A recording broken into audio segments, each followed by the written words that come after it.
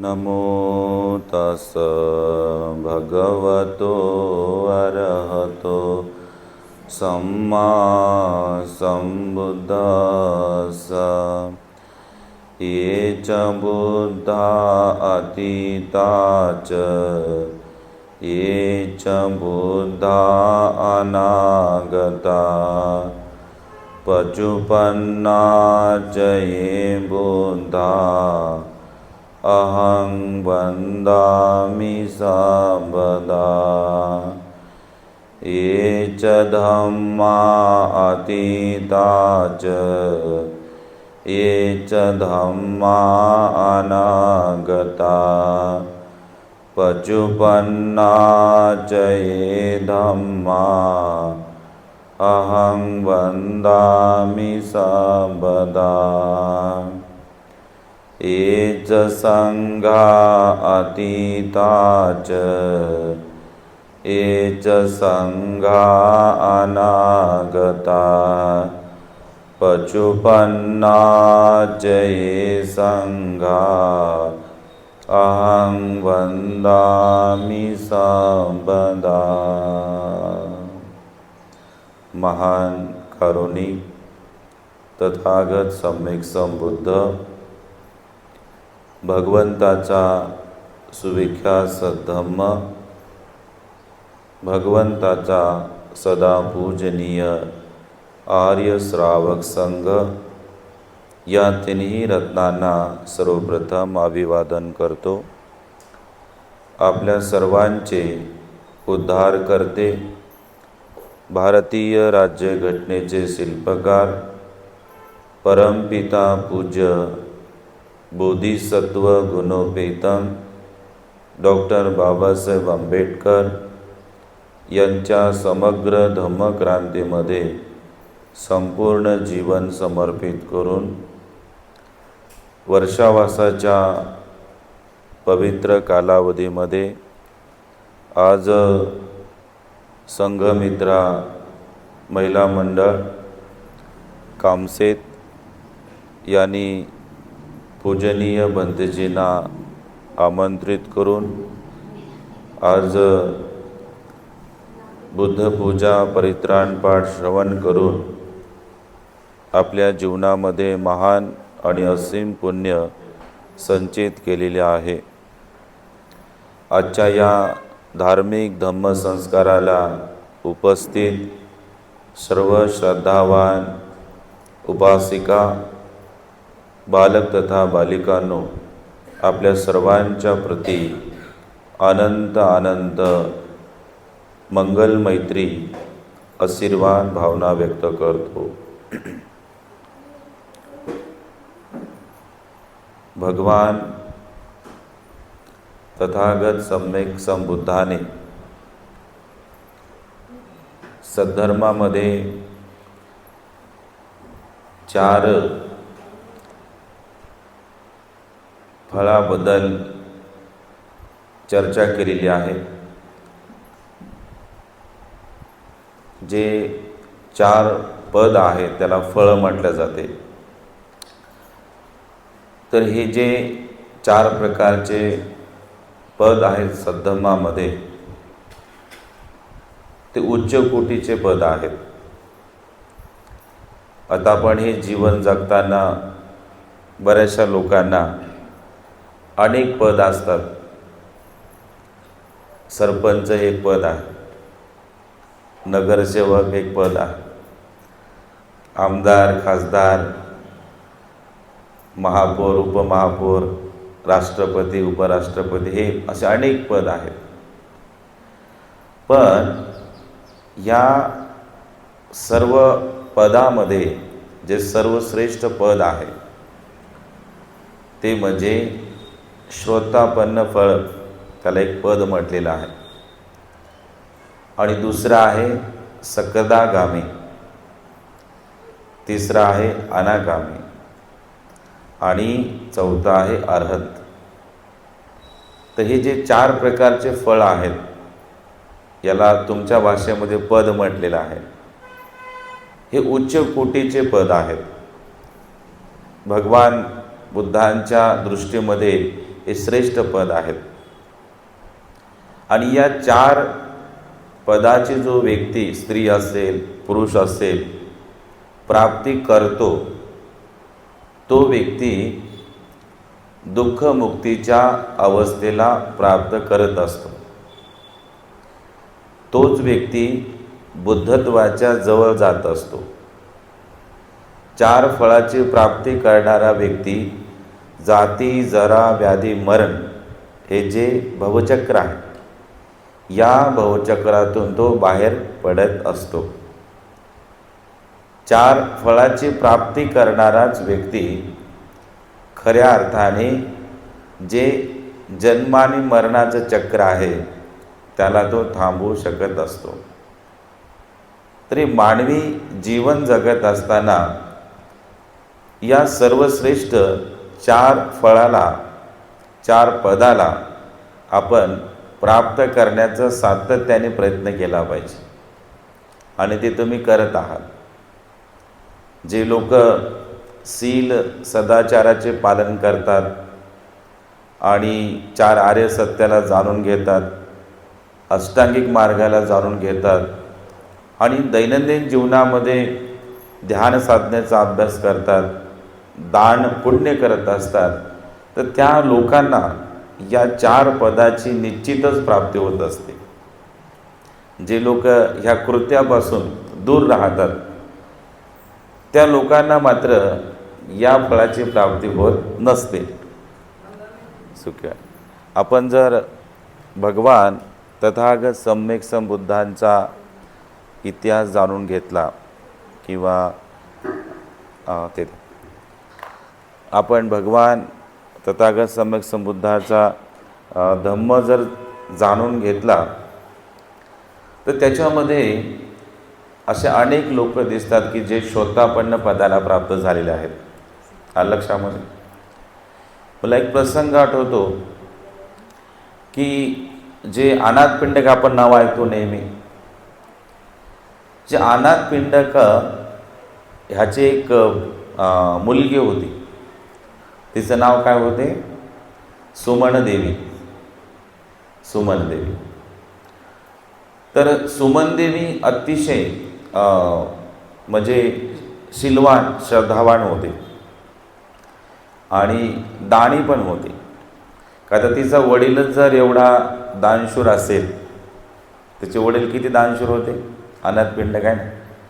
म्हणजे दान कर्माचा विषय येतो तर सगळ्यात आधी नाव येतं अनाथ पिंडकाचं आणि दुसरं नाव येतं मिगार माता विशाखाचं. तर हे 2 नाव प्रमुख येतात. तर त्यांच्या समवेतच मात्र दान पुण्य करणारे हे सुमनदेवी होते, नाही का. अनाथ पिंडकाचेच ते मुलगे होते.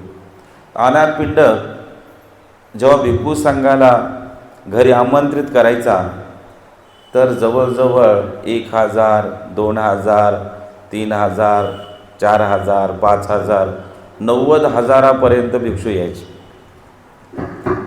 आणि विशाखा जी होती, मिगार माता विशाखा, तिने तर भगवान तथागताला 8 प्रकारचे वर मागितले होते. तिने भगवंताला काय म्हणाली होती की भगवान, माझी अशी एक इच्छा आहे की या श्रावस्ती नगरीमध्ये जे कोणी भिक्षू येतील त्यांनी आमच्याकडचं भोजन स्वीकारावं आणि चिवर पण आमच्या घरचं घ्यावं.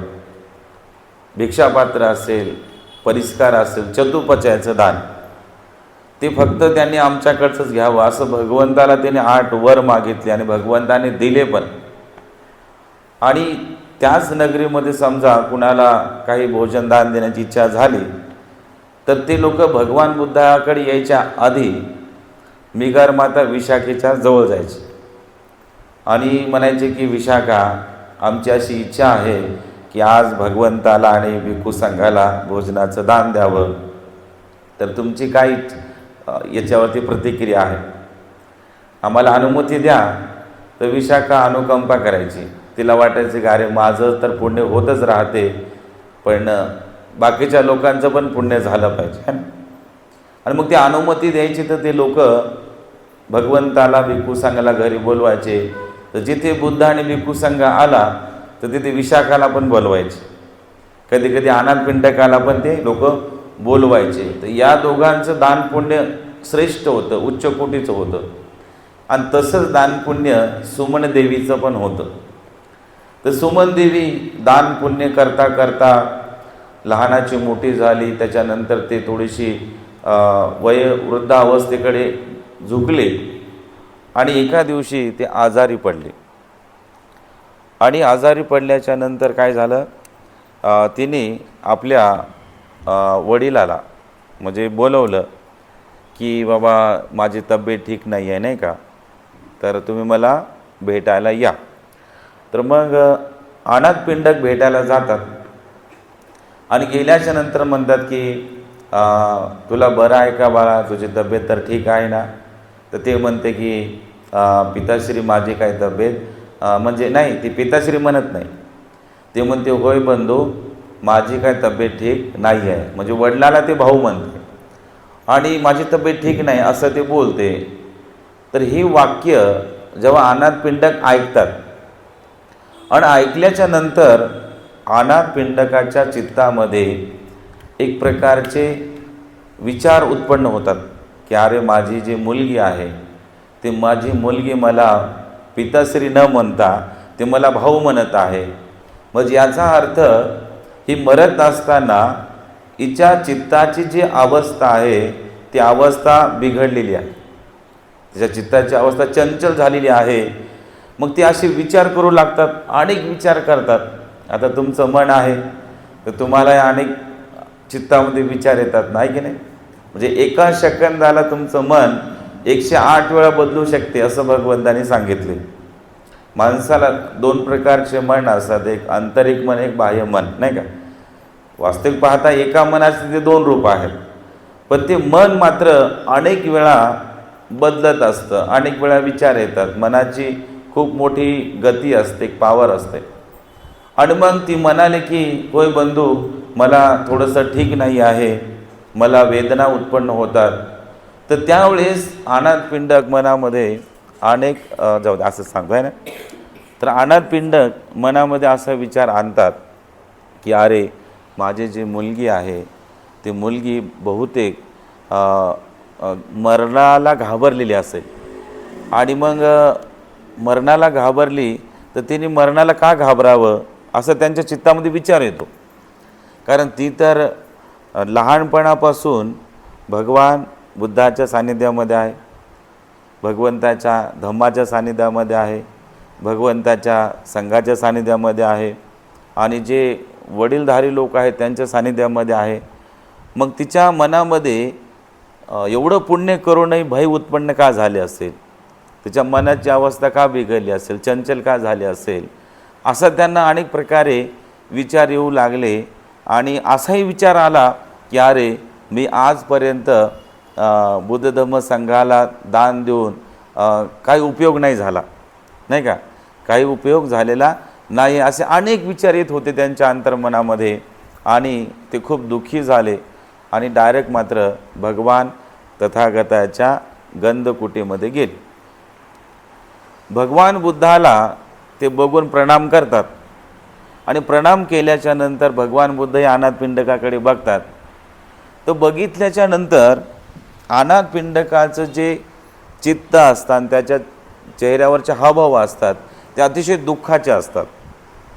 भगवान बुद्ध अनाथ पिंडकाला म्हणतात की हे अनाथ पिंडक, तुमच्याकडे बघून असे जाणवते की तुम्ही खूप मोठ्या दुःखाने व्याकुळ आहात, तुमच्यावरती दुःखाचा डोंगर कोसळलेला आहे असे मला दिसत आहे. तर काय दुःख आहे मला सांगा. तर अनाथ पिंडक म्हणतो की भगवान, जी माझी मुलगी आहे सुमन देवी, ही लहानपणापासून तुमच्या सान्निध्यामध्ये आहे, धम्माच्या आणि संघाच्या सान्निध्यामध्ये आहे. आणि आता ती मरणासन्न अवस्थेला प्राप्त होत असताना मी तिला विचारले की तुझी तब्येत बरी आहे का. तर ती काय म्हणाली की होय बंधू माझी तब्येत ठीक आहे, परंतु मला असे वाटते की मी मृत अवस्थेला प्राप्त होणार आहे. तर भगवान बुद्ध म्हणतात की अनाथ पिंडका, एखादा व्यक्ती जर मृत्यू पावत असेल, या शरीराला त्यागत असेल, तर याच्यामध्ये दुःखी होण्याचे काय कारण आहे? आता भगवान बुद्ध सर्वज्ञ आहेत. अनाथ पिंडक म्हणाले की भगवान, माझी मुलगी मरत आहे याचं मला दुःख नाही. कारण भगवान बुद्धाच्या सानिध्यामध्ये राहून, धम्माचं आचरण करून आणि संघाच्या सानिध्यामध्ये राहून आम्ही एका गोष्टीला जाणून घेतलेले आहे की ज्या ठिकाणी जन्म आहे त्या ठिकाणी मृत्यू आहे. आलं लक्षात? जन्मासोबतच मृत्यू हा आलेला असतो. मृत्यू या शरीरामध्ये लपलेला आहे. आता तुम्ही किती म्हणाले की मला मरायचं नाही, 100 वर्ष मी मरणार नाही, नाही का, मी 110 वर्ष जगणार आहे की नाही, किंवा अशी काही लोकांना इच्छा असते की मी मरूच नाही, नाही का, मी जिवंतच राहिलो पाहिजे, असं प्रत्येकाला इच्छा असते. म्हणजे त्याला भवतृष्णा म्हणतात आहे ना, या संसारामध्ये राहण्याची इच्छा. तर तुम्ही कितीही इच्छा केली की मी मरू नये, तरी एक दिवस त्या व्यक्तीला मरण हे येणारच असते. तर तो अनाथ पिंडक तेच म्हणतो की भगवान, जन्मालाही मी जाणले आणि मरणालाही मी जाणलेले आहे. माझी मुलगी मरते याच्याबद्दल मला दुःख नाही, याच्याबद्दल मला खेद नाही आहे. जिथे जन्म आहे तिथे मरण आहे, एक निसर्ग नियम आहे. मी मरणाला घाबरत नाही.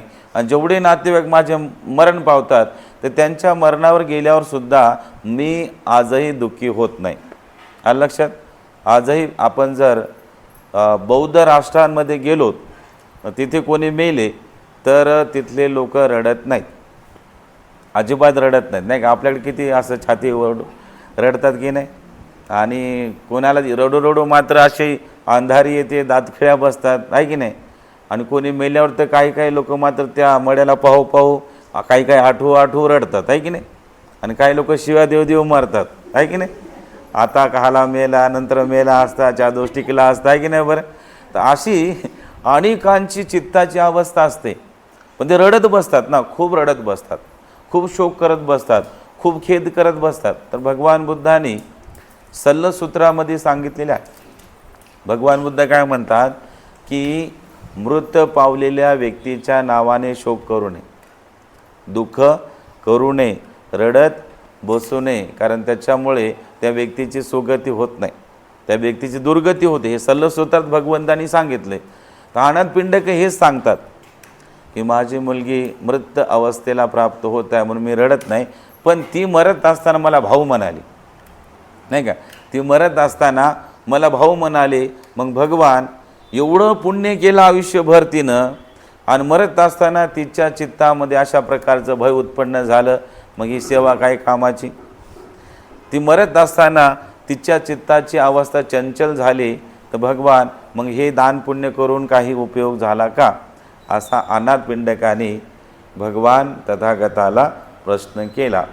तर त्यावेळेस भगवान तथागत सम्यक संबुद्ध अनाथ पिंडकाला हे सांगतात की अनाथ पिंडक, तुम्हाला तुमची मुलगी भाऊ अशा प्रकारे का बोले याचं उत्तर तुम्हाला माहीत आहे का, याचं कारण तुम्हाला माहीत आहे का.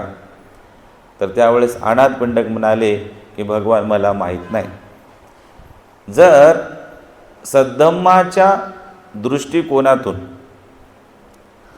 विचार केला तर अनाथ पिंडक, तू खरंच तिचा छोटा भाऊ आहेस. भगवान, मी तिला जन्म दिला, मी तिचा तर वडील आहे, मी तिचा भाऊ कसा होणार.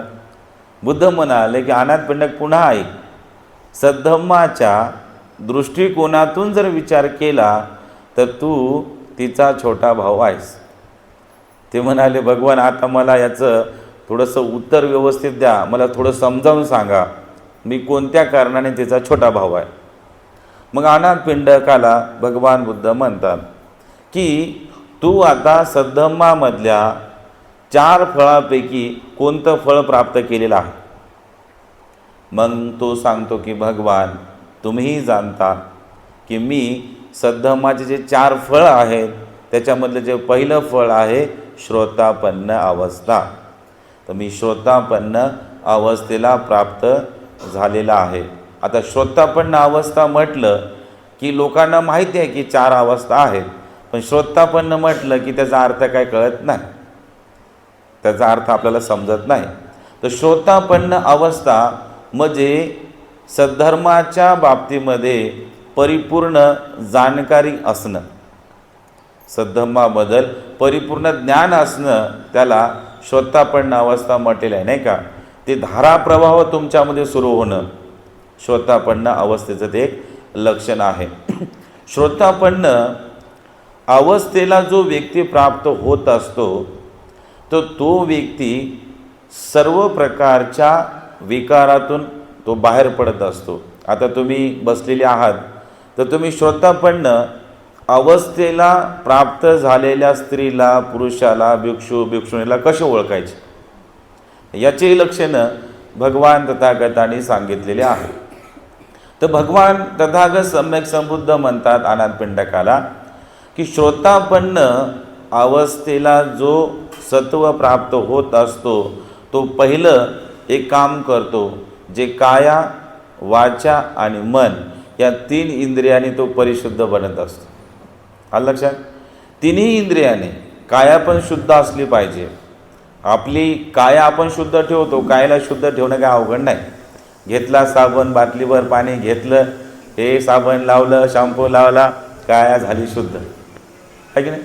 कायेला शुद्ध करणं खूप इझी आहे, खूप सोपं आहे की नाही.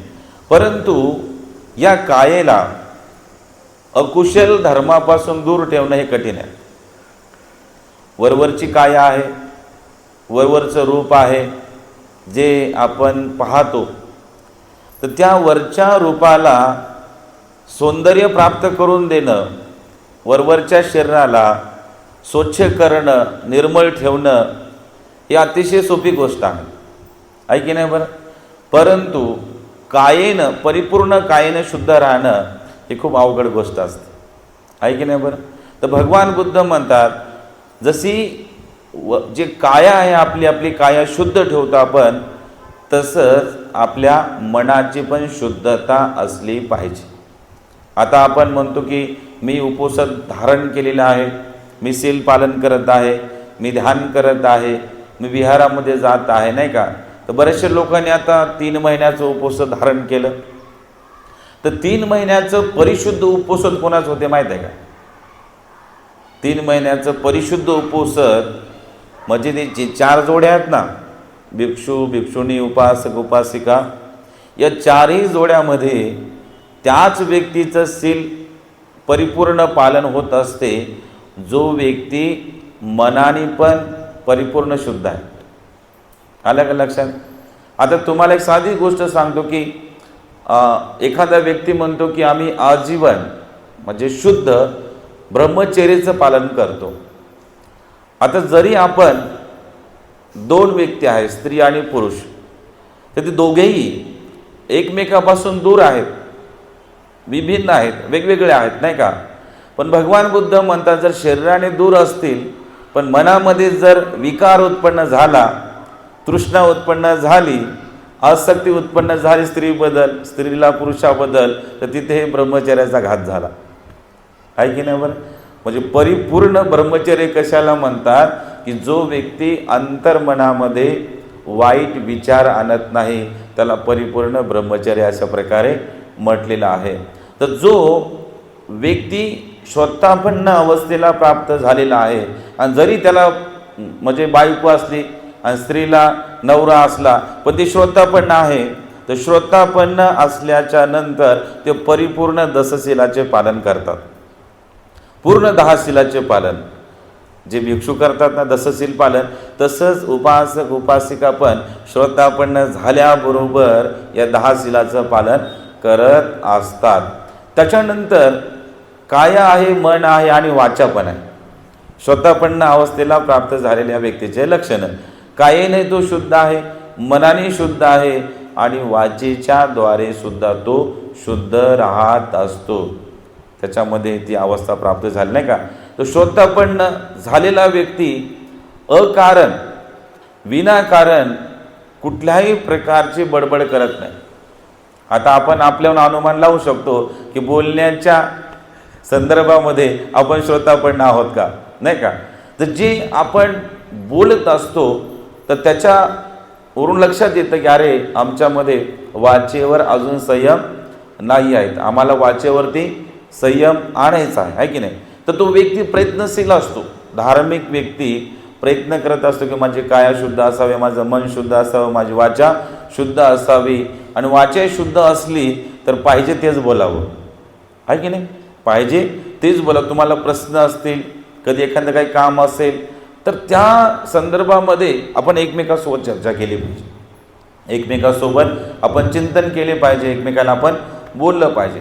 तर श्रोतापन्न झालेला व्यक्ती, स्त्री असेल, पुरुष असेल, भिक्षू असेल, भिक्षुणी असेल, तर ते सुरुवातीला पाहिजे त्या गोष्टीला ते धारण करत असतात. ज्या नको गोष्टी असतात त्याला ते त्यागत असतात, नाही का. तर श्रोतापन्न अवस्थेला प्राप्त व्यक्ती जो असतो तो व्यक्ती मात्र आपल्या वेगळ्या दुनियेमध्ये असतो. तो आहे की नाही. त्याचं जे विश्व असतं ते वेगळं असतं. तो कधीही जनरल लोकांमध्ये मिक्स होत नाही का. तो व्यक्ती जनरल लोकांमध्ये मिक्स होत नसतो. तर त्यावेळेस भगवान तथागत सम्यक संबुद्ध आनंद पिंडकाला म्हणतात की जी तुझी जी मुलगी होती ती मुलगी तुला या हेतूनं भाऊ बोलली की तू आता फक्त श्रोतापन्न अवस्थेला आहे आणि तुझी जी मुलगी आहे ती मुलगी जे दुसरी अवस्था आहे सकृदागामी, नाही सकृदागामी अवस्थेला प्राप्त आहे, नाही का. तर श्रोतापन्न अवस्था ही पहिली आहे आणि सकृदागामी अवस्था ही दुसरी आहे. मग सद्धम्माच्या दृष्टिकोनातून जर विचार केला तर तुझी जी मुलगी आहे ती तुझ्यापेक्षा मोठी आहे, तुझी मुलगी तुझ्यापेक्षा मोठी आहे आणि मोठी असल्या कारणाने ती तुला म्हणाली की होय बंधू, होय भाऊ हा शब्द वापरला कारण ती तुझ्यापेक्षा मोठी आहे. तर तेव्हा त्याला असे समजले की बापरे, भगवान बुद्धाच्या सद्धम्मामध्ये जे 4 फळ प्राप्त आहेत तो व्यक्ती छोटा किंवा मोठा असतो. आता आपल्याला भगवान बुद्धाच्या संदर्भामध्ये जर विचार केला तर भगवान बुद्ध संघामध्ये बुद्ध होते, नाही का. पण त्यांच्यापेक्षाही महाकाश्यप वयानं मोठे होते, त्यांच्यापेक्षाही वयानं सारीपुत्र भंतेजी मोठे होते आणि महामोगल्यान पण त्यांच्यापेक्षा मोठे होते. तुम्ही नदी काश्यप, गया काश्यप, उर्वेला काश्यप यांचा विचार करा, ही सुद्धा भगवंतापेक्षा वयानं मोठे होते. पण सद्धम्माच्या दृष्टिकोनातून, धम्म आणि विनयाच्या दृष्टिकोनातून भगवान बुद्ध तरुण जरी असले तरी सुद्धा त्यांच्यापेक्षा मोठे होते. सद्धम्मामध्ये त्यागाला किंमत आहे, सद्धम्मामध्ये वयाला किंमत नाही. लक्षामध्ये घरग्रस्ती लोकांमध्ये वयाला किंमत आहे, परंतु भगवान बुद्धाच्या सद्धम्माच्या विनयानुसार त्यागालाही सगळ्यात मोठी किंमत असते, महत्त्व दिल्या जाते. तर त्यावेळेस अनाथपिंडकाला भगवान तथागत सम्यक संबुद्ध समजावून सांगतात की तू श्रोतापन्न अवस्थेला प्राप्त आहे आणि तुझी मुलगी सकृतागामी अवस्थेलाही प्राप्त झालेली आहे. अनाथपिंडका, जो व्यक्ती सकृतागामी असतो तो व्यक्ती श्रोतापन्न अवस्थेला प्राप्त झालेल्या व्यक्तीला ओळखू शकतो. पण श्रोतापन्न असलेला व्यक्ती सकृतागामी प्राप्त फळ झालेल्या व्यक्तीला ओळखू शकत नाही. श्रोतापन्न, सकृतागामी आणि अनागामी. अनागामी ज्या व्यक्तीने फळ प्राप्त केले तो व्यक्ती या खालच्या दोन्ही लोकांना ओळखतो आणि ज्या व्यक्तीने अरहंत पदाची प्राप्ती केली तर तो व्यक्ती या खालच्या तिन्ही लोकांना ओळखू शकतो. पण श्रोतापन्न व्यक्ती तिन्ही लोकांना वरच्या नाही ओळखू शकत. अरहंत व्यक्ती या खालच्या 3 लोकांना ओळखू शकतो. तर अशा प्रकारे भगवान तथागत सम्यक संबुद्धांनी त्या व्यक्तीला, अनाथपिंडकाला 4 फळांच्या संदर्भामध्ये हा अतिशय महत्त्वपूर्ण उपदेश केला होता. आणि तेव्हा मग अनाथपिंडक म्हणाला की भगवान आपला धम्म तर खूप आश्चर्यकारक आहे. भगवान आपला धम्म ज्ञान देणारा आहे, आपला धम्म हा दृष्टी देणारा आहे, प्रकाश देणारा आहे. तर भगवान मी सुद्धा आजपासून जे वरच्या 3 अवस्था आहेत त्या वरच्या 3ही अवस्थेला प्राप्त करण्याचा प्रयत्न करेल. जे ग्रस्त लोक असतात ते केवळ 3 अवस्था प्राप्त करू शकतात. लक्षात, स्वतःपन्न, सकृतगामी आणि अनागामी. आणि जे अरहंत आहे ते का करू शकत नाही? अरहंत बनण्यासाठी तुम्हाला सगळ्या प्रकारच्या बंधनाला तोडावं लागतं. आता तुमचे बंधन काय काय आहेत? नवरा बायको हे किती मोठं बंधन आहे. त्याच्यानंतर नवरा बायकोचे पोरं हे किती मोठं बंधन आहे. त्याच्यानंतर मायबाप, त्याच्यानंतर नातेवाईक, आहे की नाही. म्हणजे अनेक प्रकारचे बंधनं आहेत तुम्हाला. तर ते जोपर्यंत तुम्ही तोडत नाही, सोडत नाही आणि अंगावरती चिवर परिधान करत नाही तोपर्यंत अरहंत पदाची प्राप्ती तुम्हाला होत नाही. आणि म्हणून अरहंत बनण्यासाठी ग्रहत्यागच तुम्हाला करावा लागत असतो. आणि म्हणून आपण सगळ्यांनी हे मानवी जीवन जगत असताना या जीवनामध्ये श्रोतापन्न नाही तर कमीत कमी चुल्ल श्रोतापन्न बनलं पाहिजे. लक्षात, चुल्ल श्रोतापन्न म्हणजे काय? तर छोटासा श्रोतापन्न, नाही का. म्हणजे थोडंसं काहीतरी ज्ञान, थोडीशी काहीतरी दृष्टी आली. आणि ज्या व्यक्तीला चुल्ल श्रोतापन्न अवस्था प्राप्त झाली त्या व्यक्तीला श्रोतापन्नाची अवस्था ही मिळणारच असते. लक्षात. आणि ही जी अवस्था मिळाली तर तुमचं जीवन प्रकाशमान होणार आहे, तुमचं जीवन हे धन्य होणार आहे. आता तुम्ही अनेक लोकांना बघता विहारामध्ये, तर बघत असताना तुम्ही आता धार्मिक आहात, त्याच्यानंतर तुम्ही अभ्यास करता, ग्रंथ वाचता, प्रवचन ऐकता. त्याच्यामुळे तुमचे बरेचसं अज्ञान, तुमची बरीचशी अविद्या हे निघून गेलेली आहे. तुमचा विश्वास बसतो की अरे बनते सांगतात तर हे असं असलं पाहिजे, आहे ना. हे ग्रंथामध्ये आहे तर ते तसं असेल. पण जो व्यक्ती विहारात येत नाही आणि जो व्यक्ती धम्माला समजूनही घेत नाही अशा व्यक्तीच्या पुढं तुम्ही काही आध्यात्मिक गोष्टी सांगा, ते काय म्हणणार यायला काही काम नाही, ही अंधश्रद्धा पसरवत आहे ना. या लोकाला काही काम नाही म्हणतात, नाही का. ते लोक उगं विहारात जातात, विद्या मॅडम विहारात जातात, सविता मॅडम विहारात जातात, आहे की ना. बरेचसे लोक विहारात जातात, याला काही काम नाही म्हणतात, आहे ना. त्यांचं ते अज्ञान आहे, अविद्या आहे. आणि अविद्या आणि अज्ञान ते काय करते? चांगल्या गोष्टी घेत नाही, धारण करत नाही. पण जो व्यक्ती श्रोतापन्न आहे, श्रोतापन्न असलेल्या व्यक्तीच्या अंतर्मनामध्ये तर्क आणि वितर्क नसतो. लक्षात, तर्क आणि वितर्क हा नसतो. त्याच्या चित्तामध्ये शंका पण नसते आणि त्याच्या चित्तामध्ये कुशंका पण नसते. तर तो व्यक्ती म्हणतो की भगवान तथागत सम्यक संबुद्धाने जे आम्हाला सांगितलं ते अंतिम सत्य आहे आणि त्याचा आम्ही स्वीकार केला पाहिजे. याला म्हणतात श्रोतापन्नाची उच्च अवस्था. पण जे लोक बुद्धाच्या वचनाला खोडण्याचा प्रयत्न करतात, तोडण्याचा प्रयत्न करतात, त्या वचनाला पूर्ण खोटं ठरवण्याचा प्रयत्न करतात, ते लोक श्रोतापन्न कसे काय असणार? असू शकत नाही. ते लोक ज्ञानी कसे काय असणार? ते लोक ज्ञानी असू शकत नाही. आता तुम्ही श्रीलंकेमध्ये जा, थायलंडमध्ये जा, तिकडं म्यानमारमध्ये जा, तर या तिन्ही राष्ट्रामध्ये जे त्रिपिटक आहे त्या त्रिपिटकाला त्या लोकांनी स्वीकारलेलं आहे. ते काय म्हणतात? हे भगवान बुद्धाच्या मुखातून निघालेलं त्रिपिटक आहे, हे सुत्त आहे, हे विनय आहे, हा अभिधम्म आहे. आणि त्याच्यामुळे आम्ही त्या गोष्टीला पूर्ण दूर ठेवू शकत नाही, त्या गोष्टीपासून आम्ही दूर जाऊ शकत नाही. आता भारतीय परंपरेतले इतके साहित्यिक आहेत, ते काय म्हणतात? त्रिपिटकामध्ये ब्राह्मण लोकांनी भेसळ केली. आता बघा, 2006 धम्मसंगीती झाली आणि त्या धम्मसंगीतीला देशभरातील सगळे लोक आले होते, देश आणि विदेशातील. पूज्य आचार्य गोयंका गुरुजी त्या धम्मसंगीतीमध्ये होते. तर त्याच्यामध्ये या सगळ्या लोकांनी वेगवेगळ्या देशातल्या त्रिपिटकाचा अभ्यास केला आणि भारतातल्या त्रिपिटकाचा अभ्यास केला, तर त्याच्यामध्ये असे दिसून आले की कोणत्याच त्रिपिटकामध्ये भेसळ नाही.